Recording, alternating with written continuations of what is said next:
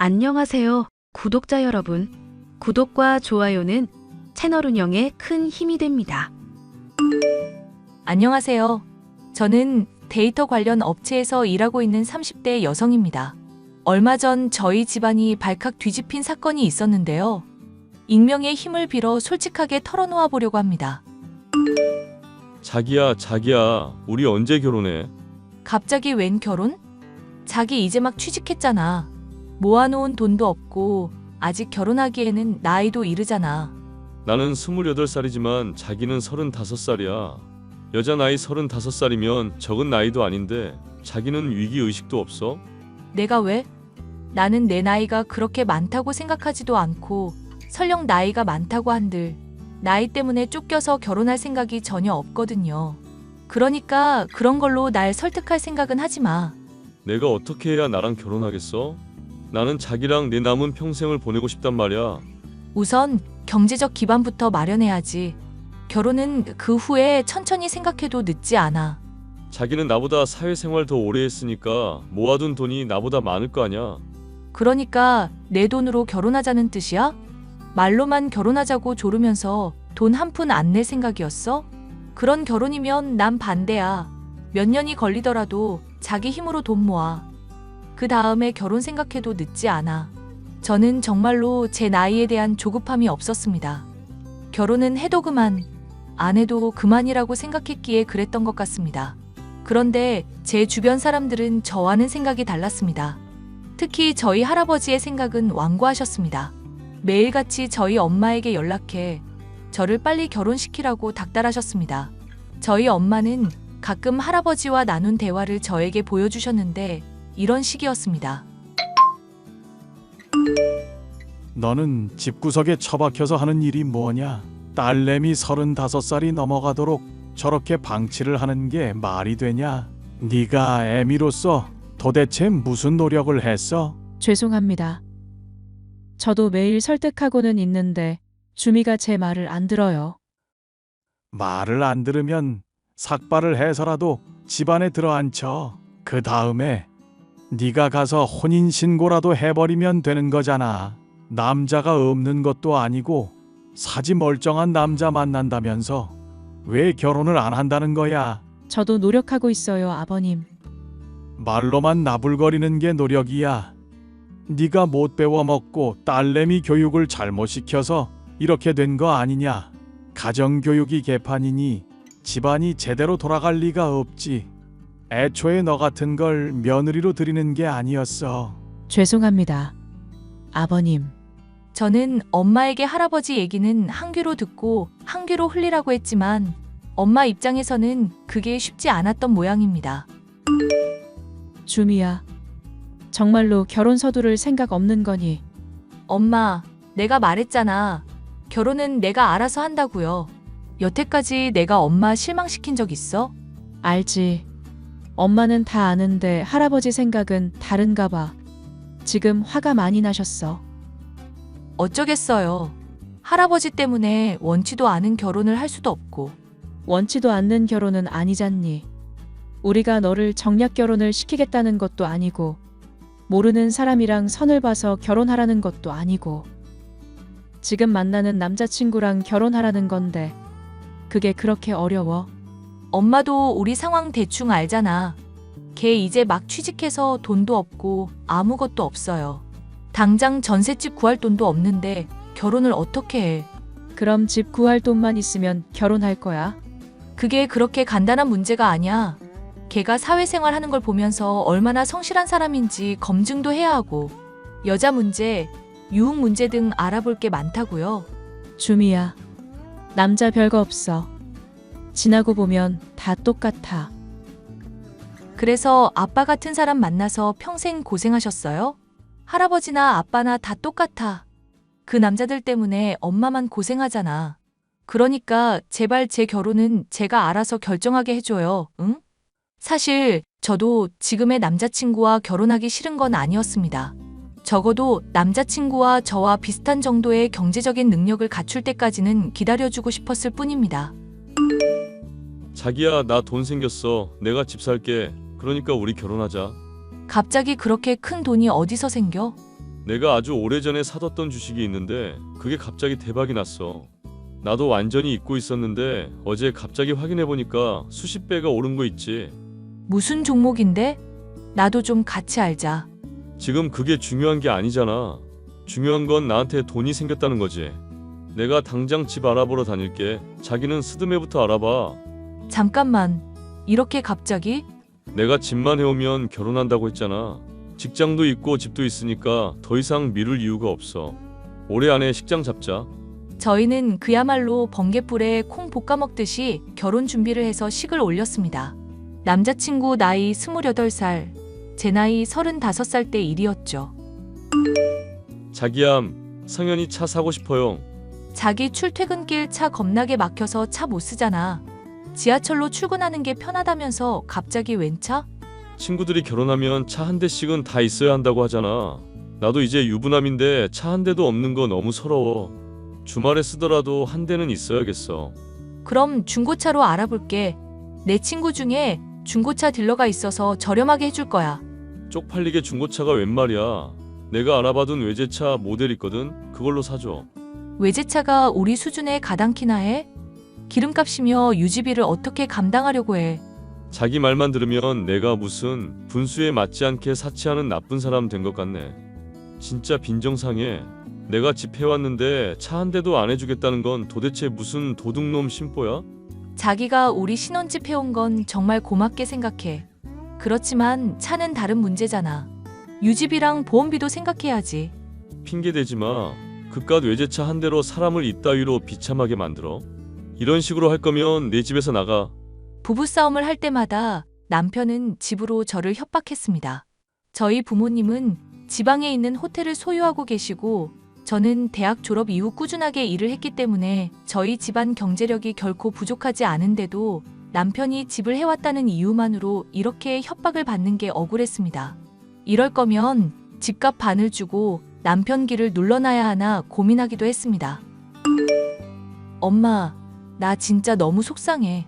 성현이 걔 맨날 지가 집 해온 걸로 나를 협박한단 말이야. 이럴 거면 안 받고 말걸. 더럽고 치사해서 살 수가 없어. 이제 결혼했는데 성현이가 뭐니? 말버릇부터 고쳐. 그나저나 김서방이 집 해온 걸로 그렇게 유세를 부리니 그렇다니까. 정말 이렇게 참고 사는 게 결혼이야? 평생 죽을 때까지?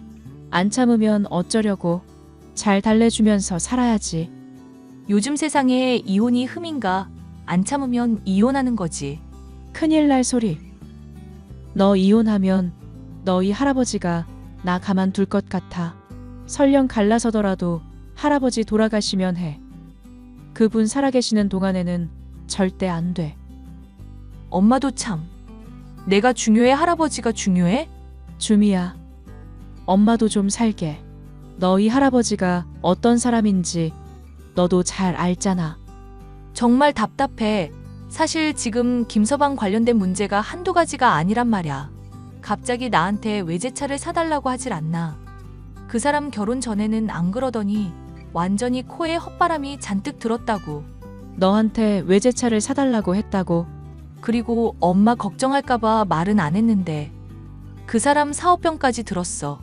회사 때려치고 사업한다면서 내 얼굴만 보면 돈 달라고 해. 그거 거절하면 또 지가 집 해온 얘기 반복하고. 나 정말 미칠 것 같아. 사실 너한테 말 못한 얘기가 있는데 말야. 뭔데요? 빨리 말해줘. 일단 지금 집으로 올래. 톡으로 하기는 어려운 얘기라서 그래. 엄마가 들려준 이야기는 놀라운 것이었습니다. 사실은 남편이 주식 수익으로 신혼집을 산 게 아니라 저희 엄마가 준 돈으로 산 것이었습니다. 남편은 지 돈 한 푼도 안 보태고 신혼집을 구입한 주제에 저만 보면 집으로 유세를 떨었던 것입니다. 그 사실을 알고 나자 남편의 뻔뻔함에 치가 떨려 참을 수 없었습니다. 그런데 마침 그때 엄마 핸드폰에 남편이 보낸 카톡창이 뜨더군요. 저는 엄마더러 저와 함께 있다는 얘기를 하지 말고 대화를 나눠보라고 했습니다. 장모님, 저예요. 이쁜 김서방. 장모님 딸은 왜 그렇게 드세요? 웬만하면 좋게 데리고 살려고 했는데 도저히 참을 수가 없네요. 저도 스트레스 좀 풀어야겠어요. 원하는 게 뭔가 김서방. 장모님 진짜 센스 없기는. 35살 먹은 노처녀 데려갔는데 차 한 대 정도는 해줘야 되는 거 아니야. 원하는 모델 사진 보낼 테니까 빠른 시일 안으로 부탁해요. 김서방 정말 너무한 거 아닌가. 집 해줬으면 그 정도로 만족을 해야지. 김서방이 구입한 그 신혼집 내가 준 돈으로 산 거잖나. 주미 걔가 성질이 너무 더러워서 집 정도로 해결될 일이 아니에요. 우선 외제차 하나 해주시고요. 나 사업자금 필요하니까 1억 원 추가로 마련해요. 그 정도는 되어야 장모님 딸내미 성질머리 참고 살 수 있을 듯. 이 정도면 싸게 먹히는 거 아시죠? 김서방, 우리 딸이 하자가 있는 것도 아니고 어떻게 그렇게 당당하게 돈을 요구할 수가 있나. 싫으면 결혼 무효야. 당신 시아버지가 그렇게 완고하다며. 나랑 이혼하면 당신이랑 당신 딸내미 그 집에서 쫓겨나지. 그니까 네 딸 반납하기 전에 얼른 외제차 준비해놔. 저는 그 대화를 보고 있다가 더 이상 참지 못하고 남편에게 톡을 보냈습니다. 머리에 피도 안 마른 게 어디서 우리 엄마한테 협박질이야? 너 지금 딱 기다려. 내 앞에서 무릎 꿇고 싹싹 빌게 해줄게. 뭐? 자기 설마 나랑 장모님 대화 보고 있었어? 그래, 너 아주 칼만 안 들었지. 날강도나 다름이 없더라. 우리 엄마가 준 돈으로 신혼집 사놓고는 내 앞에서 유세를 떨어? 그러고도 모자라서 외제차? 사업자금 1억 원? 너 지금 당장 니네 부모님 가게로 가봐. 네가 한 짓을 아주 뼈저리게 후회하게 해줄게. 저는 바로 시어머니에게 연락해 최후 통첩을 내렸습니다.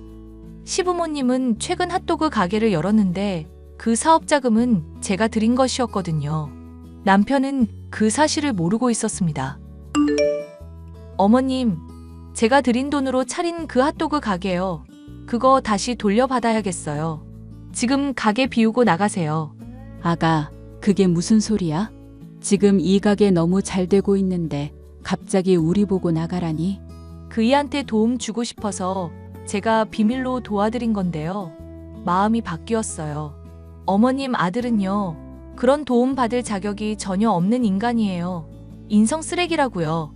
부부싸움은 칼로 물베기라고 하지 않니? 내 얼굴을 봐서라도 한 번만 참아다오. 네가 정말 목 좋은 곳에 가게 잡아줘서 우리가 매일 너한테 감사하고 있단다. 어머님 아들이 저랑 저희 엄마한테 어떤 쓰레기 같은 짓을 했는지 아시면 참으라는 말씀 못 하실 거예요. 그 인간은 은혜를 원수로 갚는 천하의 나쁜 인간이에요. 지금 거기로 가보라고 했으니 곧 도착할 거예요. 남편은 곧 시부모님의 가게에 도착했고 거기서 제가 남편 몰래 시부모님 핫도그 가게를 차려드렸단 것을 알게 되었습니다. 남편은 그제서야 자신이 얼마나 잘못했는지 깨닫고 다시는 그러지 않겠다면서 저한테 싹싹 빌었지만 저는 그 말을 믿지 않았습니다. 그 인간은 언제나 자기 편한 대로 행동하는 사람이라는 걸 깨달았거든요. 자기야, 정말 미안해. 내가 잘못했어. 나도 우리 엄마도 너한테 얼마나 잘해줬는데 너는 우리한테 돈 뽑아먹을 궁리만 했니? 천하에 못 되쳐먹은 인간 같으니라고. 너랑은 당장 이혼이고 니네 부모님 핫도그 가게는 압수야. 가게를 압수하는 게 말이 돼. 얼마나 장사가 잘 되고 있다고. 그것 참 기쁜 일이네. 내 돈으로 차린 가게가 그렇게 잘 되다니. 그동안 니네 부모님이 운영하셨으니 그에 상응하는 임금은 입금할게. 그러니까 내 가게에서 당장 나가주라. 너도 내 인생에서 꺼져주시고요. 자기야, 우리 이혼하면 장모님이 얼마나 힘들어지시는지 몰라? 자기 할아버지는 거품 물고 쓰러지실걸. 그건 내가 알아서 할 거니까 우리 집안일에 너는 신경 꺼. 너랑 나랑은 이제 남남이니까. 내가 정말 잘할게. 이혼한다는 얘기만은 하지 말아주라. 싫은데? 이혼할 거야. 너는 내 인생에서 아웃이란다. 저는 남편에게 이혼 서류를 보냈고 지 잘못은 알았는지 순순히 시인을 하더군요. 그렇게 저는 돌싱이 되었습니다. 할아버지는 불같이 화를 냈지만 저희 아버지가 제 편을 들어주시는 바람에 더 이상 할아버지가 제 문제 때문에 저희 엄마를 갈구는 일은 없었습니다. 처음에는 어이없는 이유로 돌싱이 된 것이 억울했지만 오히려 이렇게 큰일이 지나고 나니 제 인생이 훨씬 자유로워졌다는 생각을 하게 되었습니다. 이제는 더 이상 저에게 결혼하라고 압박하는 사람이 없어졌거든요. 이제부터는 저에게 주어진 새로운 삶을 제대로 만끽하면서 살려고 합니다. 저의 긴 이야기를 들어주셔서 감사합니다.